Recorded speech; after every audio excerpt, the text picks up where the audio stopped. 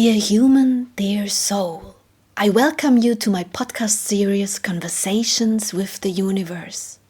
Since a near-death experience, I have the gift to communicate with the subtle energies of the cosmos. This happens in a form of deep meditation in which I ask certain entities of the world beyond to communicate with me. As one of the first contacts with the other world, my old friend and teacher, friend of the Indians, showed himself to me, and it is now a great pleasure for me to introduce you to these conversations as a supplement to the books. Please excuse me if the terms and our articulations are not perfect.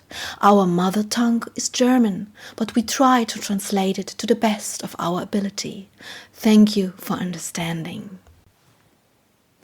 Dear friend of the Indians, we want to talk about the journey of the souls. Please let me know what you want to share about that. The journey of the soul is a story that every soul has to experience. Like the seasons on earth, every soul must pass through the different stages of its development. Are you now referring to the journey of a soul inside a body? In other words, the lifetime of a body, or the lifetime of a soul in general, even when it's not inside a body? You mistake the lifespan of a soul for the lifespan of a body. I'm talking about the lifespan of a soul, and by this I mean, of course, the immeasurable time that is at its disposal. But ultimately, I want to point out that every soul has to pass through several processes in order to unfold and to grow. That is why I will call it the lifespan of the soul. Wouldn't it then be better to call it the season of the soul, the seasons of the soul? That would be equally correct. But it suggests a far less complex sequence of events than the one that I am referring to. Seasons are relatively straightforward. The lifespan of a soul is almost impossible to describe because it is so multifaceted. Okay, I understand that. Then please begin to describe the journey of the soul, at least as much as you are able to. What are the stages that every soul has to experience and pass through? With pleasure. The soul begins its journey by emerging from the mother soul in an expanded and loving state. It then chooses to experience different lifetimes in a body, and there it begins to make mistakes. It is like a child that begins to discover the world of the cosmos. These mistakes can lead to contamination, and so it has reached the first stage of its journey, contamination. The second stage is the realization of this contamination. Many times, several lives are necessary to achieve this realization, and this can even accelerate the contamination. That means that the second stage is more or less one of the hardest to pass through, because here the energy becomes more and more contaminated and sinks into unawareness. But at the same time, this contamination will trigger the longing for a better state of being. The third stage of the journey of the soul is the growing awareness of our interconnectedness. This awareness will accelerate the purification and give the soul strength once more. Then comes the fourth stage of unfolding, where the soul wishes to give love and support life without wanting anything in return. The highest stage of giving wishes to unfold. It is the love that is unconditional and not in any way tainted by memories of the ego. You need several lives to do this as a rule, because for this, the fifth stage of this development, you will need a lot of energy and devotion in order to gain these life-supporting and accelerating experiences. But ultimately, this means expansion. The sixth stage of the journey of the soul is the communication with the other beings of the cosmos, those who exist on the spiritual planes, far removed from physical experience. Through this, the soul joins a transforming, life-generating and at the same time expansive energy. Its experience is no longer limited to the material planes, but begins to sense and accept its expansion into the spiritual planes. Physical awareness begins to melt with spiritual awareness. Then the soul enters the next level of awareness, the seventh. There it begins to radiate love without experiencing a corresponding action or reaction. It just radiates and remains in this radiant energy. The being that you call Jesus had this energy. Its radiance was as powerful and all-loving as that. This is the kind of love that I mean. But unfortunately, it is not capable of maintaining a physical form for very long. Because if you live like that, you will sow much ill will and misunderstanding in the lower level of awareness. This will cause resonances that will no longer be able to protect the being that wishes to live this level of energy. At least not on the plane of physical matter. This form is already far removed from the form of physical life that you are. But I wish to mention it nevertheless. The eighth stage is the loving continuation of this energy, but without a physical body. By then, the soul has expanded its energy to such an extent that it could no longer even incarnate into a body, no matter which kind and on which planet. The energy would just be too vast and too highly elevated. At that stage, the energy will remain in the spiritual worlds and work from there. They work in a loving, luminous, powerful, and respectful connection to all beings on these planes, and also the planes below them, such as the human beings. But their connection to them can only exist to the extent that the human beings allow it. You have already learned much about this subject.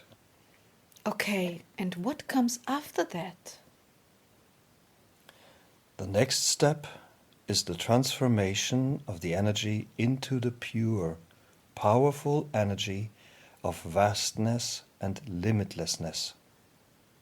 This is the preliminary stage to the Mother Soul that I have already mentioned to you.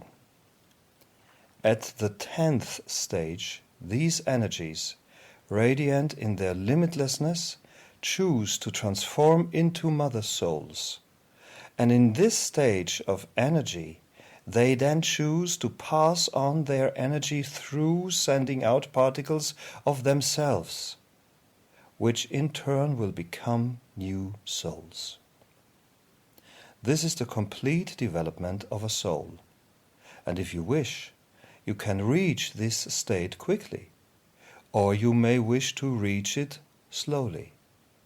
Of course, the speed and the way in which it unfolds varies each time, but these are, in short, the stages of the soul. The journey of the soul, the lifespan of a soul. I know that these terms may be confusing to you in this context, but it will help you to expand your thoughts and concepts, to get a feeling for who you are and where you may wish to go. It is up to each and every one of you which steps you take on this path, as you well know. Yes, I know. Are there planets on which only souls in certain stages of development incarnate? Or are they all, like Earth, open to all stages? You are preparing a very beautiful question, Sylvia. I understand. If Earth were a normal planet, only souls in the fourth stage of development would incarnate here. Beings that wish to help. But Earth is not a normal planet. Its energy is very special, as you know. This is why you find human beings in most stages of development here. But this fact also carries many problems with it. Each soul wishes to experience certain levels here, because Earth, after all, provides the opportunity to do so. Therefore, the key to the growth of these many different levels of development is distance. Distance? Yes, the distance to one another. The higher stages of energy live in the awareness of connection. They do not need to be connected to each other on a daily basis anymore. And they need to protect themselves from the unenlightened actions committed by those in the lower stages of development. That is understandable. You mean from the unenlightened actions? Yes, of course, this is understandable, but it is difficult when you are at the beginning of your life journey, swimming in the veritable ocean of information, and the first thing you are taught is the loving devotion to other people. Maybe it is then a sort of homework for you to realize that in the stage that you are in at this time, it is not the right way after all. This is the chance that we are given in this book, dearest. The people must not just teach what they know. They have to teach what the other worlds want to impart, because both teachings together will have a more multifaceted and intense impact than the human teaching alone. You yourself have started your own path after you stopped reading about it. But you are a representative of the communication of the sixth stage, and therefore you no longer need books. However, the people from the first stage and all other stages up to the sixth stage do need support. Books and teachers will provide this support. But I would like to ask all of you, you develop the willingness to seek communication with the spiritual worlds. For it is there that you will find the answers that will help you along on your path, not in books or through teachers. They are your companions, but they will never be able to give you the final answer.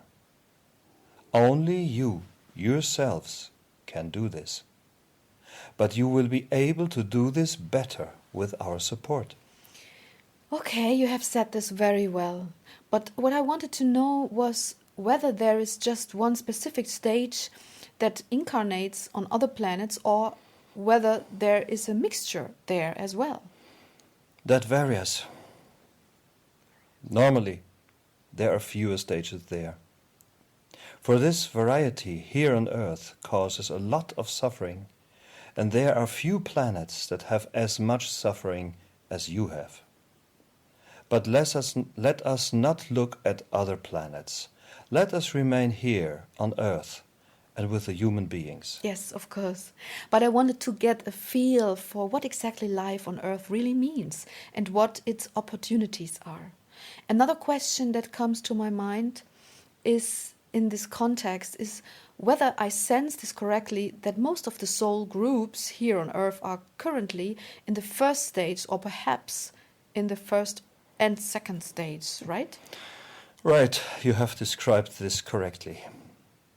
Earth is incredibly full of these first two groups. Is there a reason? Do you know why this is the case? No, I do not know.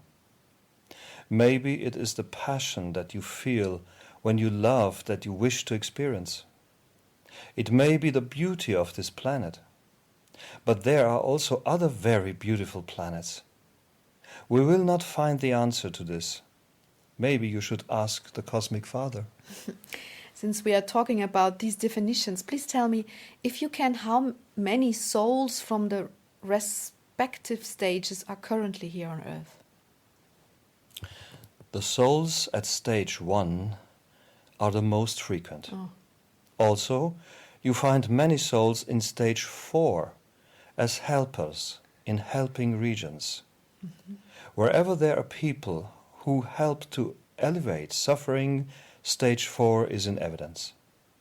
Stage 5 does not operate much on Earth. But the 6th stage has come representatives such as yourself in some countries.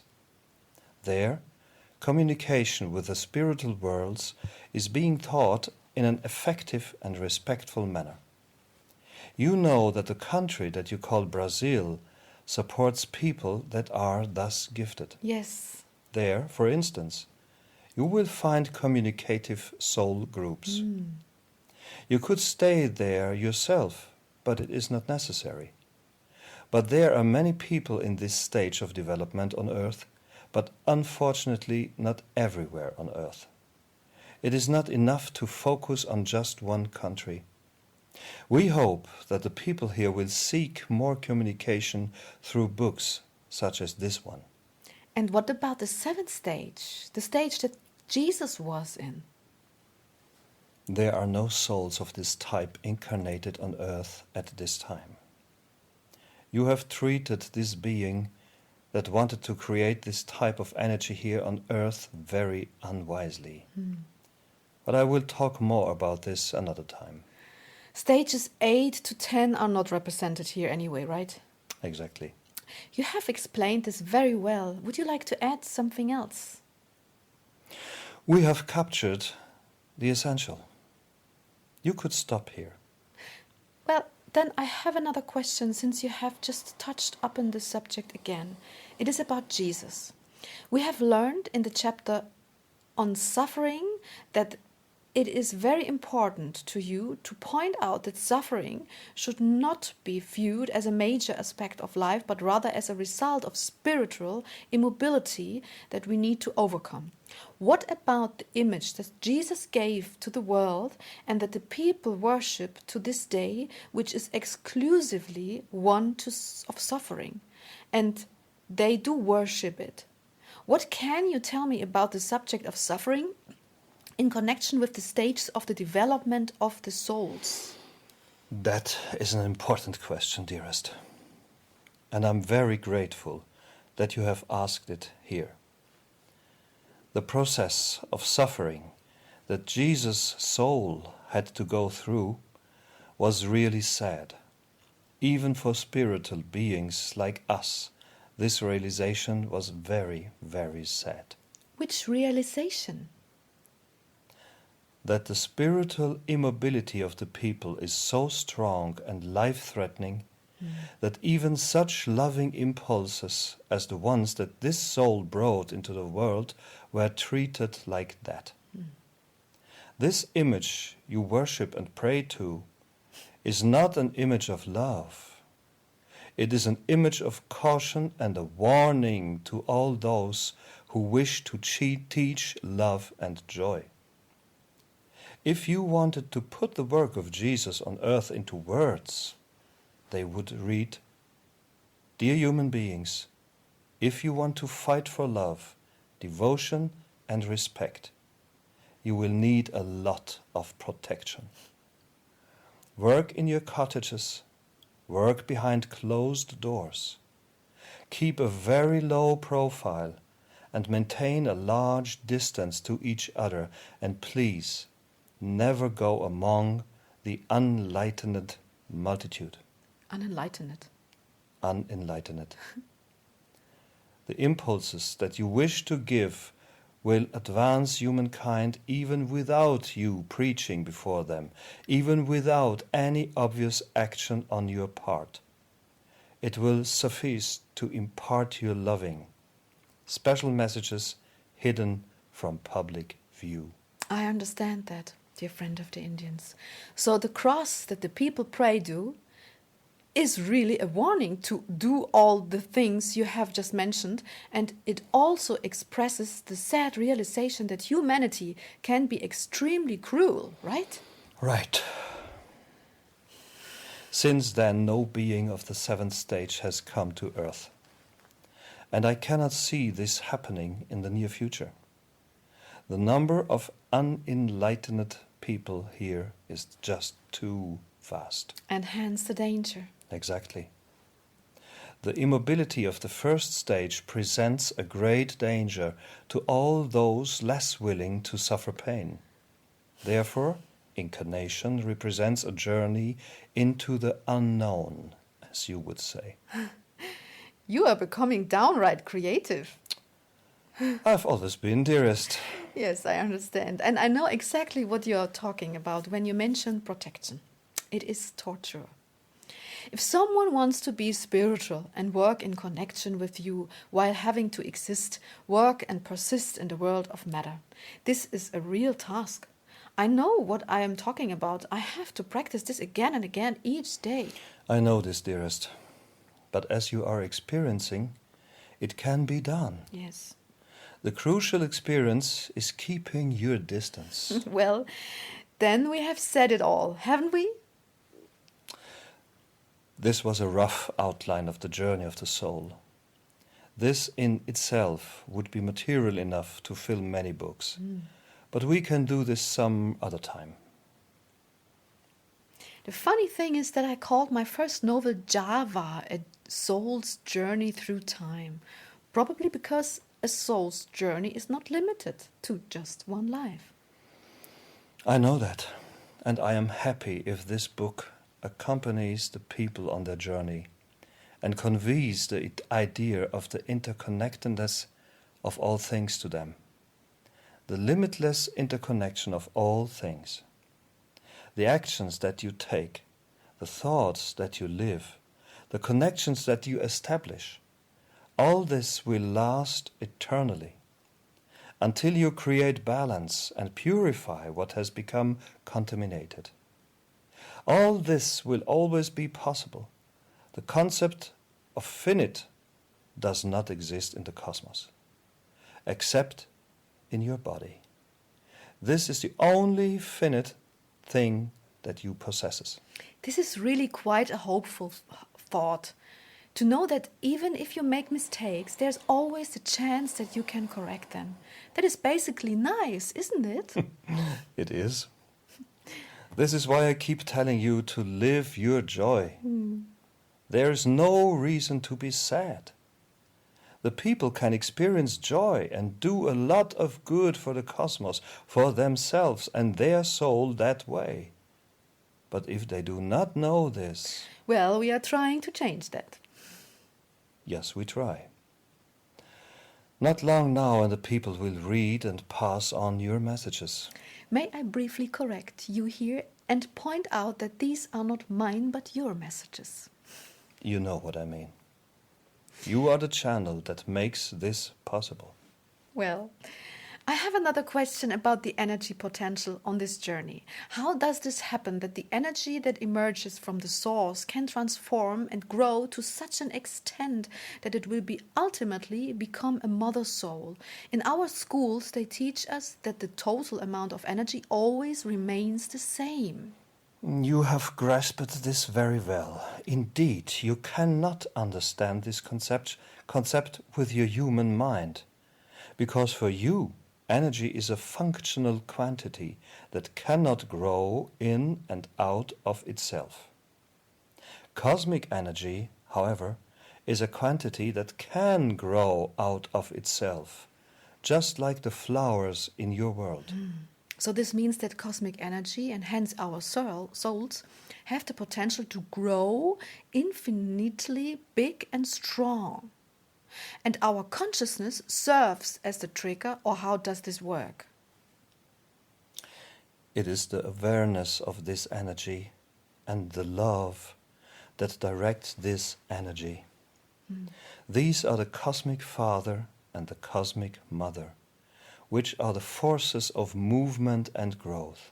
But consciousness is that part inside of our soul that gives us free will and makes a decision to grow. And love is an energy that exists outside of us, but has to be experienced inside of us. Or did I misunderstand that? The love that surrounds you will become part of your energy, of your soul through your conscious awareness of it. Both melt, and so the energy that was just an individual soul is connected to everything and feels connected to everything. These two components make you feel the cosmos as limitless and endless, as all that is, but from your own center and in your own individual energy. Wow.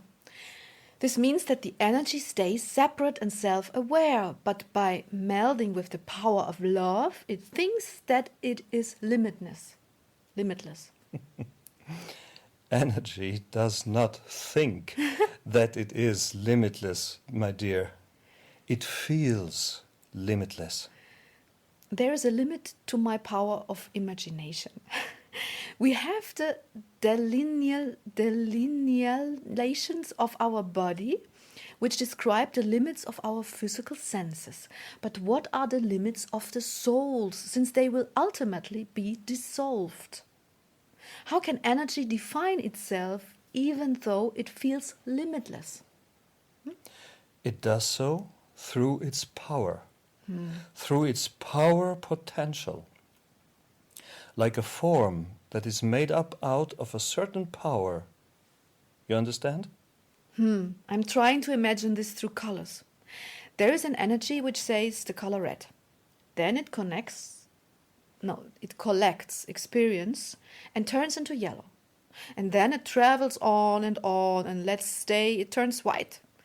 And through all these individual experiences and the resulting color changes, it is still aware of its own power, even though it can feel the cosmos ever more strongly.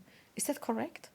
You could say that its color become the energy that it is white, that its white state fills the whole cosmos, but it is still self-aware as a part of the whole energy, right? It perceives both of these states. Yes. And you are quite close when it comes to color. The energy that work here are indeed colorful. But when you have no eyes to see, you can... How can you perceive color?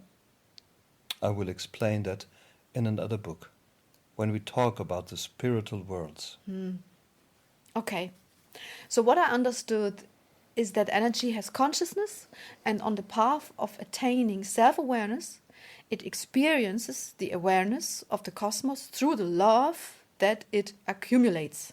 Yes, that is the essence of it. What about energy generated by machines? Does this have consciousness also? How is it different from cosmic energy? Your machines can only create energy from the existing components of your nature. Hence, they do not create true cosmic energy. This energy cannot develop consciousness because it is strictly natural energy and not a cosmic energy. What, for example, would be a natural energy? The energy that you know as at thunderstorm is completely natural and has no consciousness whatsoever. This energy may change from one state of being into another, but it always remains part of this nature. You mean to say that the cosmos is another nature? The nature of your world lives in your forms. There are different forms and different worlds in the cosmos that function completely differently. This means that the energy here, this nature here, can only work here? Yes, exactly. Would you like to add anything to that? No, Then I have another question from another perspective. Do all souls have the same energy potential when they emerge from the mother soul, or are they different and individual from the beginning? the souls that emerge from a mother soul are all individual forms. That means that no soul is like another. I thought that they all had the same amount of potential from the start and that it is their personal responsibility what they make of it. That cannot be, because a soul is more than just energy. It has consciousness, and if you have consciousness, you will develop a form. The mother soul has consciousness also, and it produces the souls. Therefore, each soul, just like in your world, is all of that also, but never exactly like the others. Then the cosmos is a totally individual system that only produces individuals and not like mankind set forms. You have seen that correctly. This is why an individual form is more harmonious from a cosmic point of view. But that would mean that a structure that does not support individualism is disharmonic from a cosmic point of view. That is correct. Well, great. And we live in a world that is full of schematics and standardized systems. This is human law, not cosmic law. So the journey of the soul describes the path of growing of an energy that has always existed but needs to unfold through experience. The journey of the soul describes enhancement of this energy through the power of love that did not exist in it before. This is difficult to describe, but when a soul leaves the mother soul, it is an individual, yet an empty vessel as far as the awareness of love is concerned. This awareness has to grow and take form, and true love needs to be experienced in the cosmos. This entails the need for the soul to expand. Then it will recognize this abundance, and it itself will develop in a motherly energy. So this journey is all about love. In a nutshell, yes. Wow. What is the next subject that you wish to teach us now? Concentration. Okay. Thank you very much for this really interesting lesson. Love. Thank you, my dear. And thank to you, little cat. Love.